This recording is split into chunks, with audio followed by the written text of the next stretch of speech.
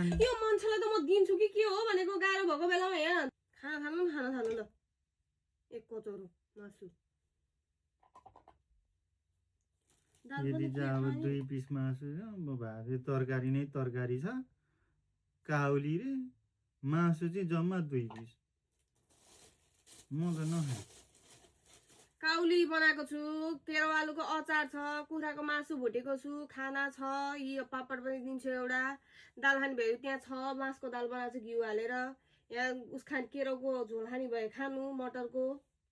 म त मासु नै मासुसँग मात्रै खाने यो मान्छेलाई त म दिन्छु कि के हो भनेको गाह्रो भएको बेलामा हेर 2 बजिसक्यो खाना खाना पाएको छैन खाने कि के हो न त लगाएर हालिदिन्छु म गोमीमा 2 पिस मासु मात्रै खा अलि धेरै मासु ल चाहियो 1 पिस घटाइदिन्छु नि त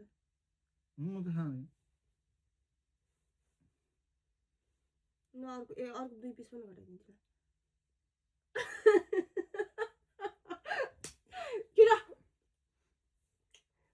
मासु धेरै भएर गर्नु गरे हो खाइदिन्छु नि त म घटाइदिन्छु त्यस्तो जाबो मासु नै खाइन मासु छ त यहाँ तान्दै खाँदै गर्नु त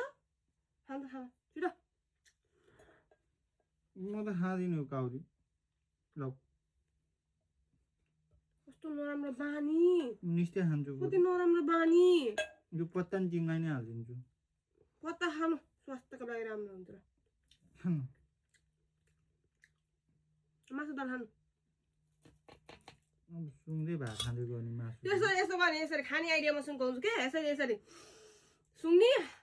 भन्ने अनि गम खाने अनि लाग्छ ज्यान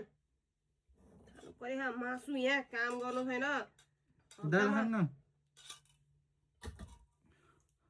खै खानु त एकचोटि सुँग्दै मैले सिकाएको तरिकाले खै सुँगेको यो काउली जति सबै मलाई बढी भन्छ अरे मासु दिनु यता खानुपर्छ मैले 2-4 चौटा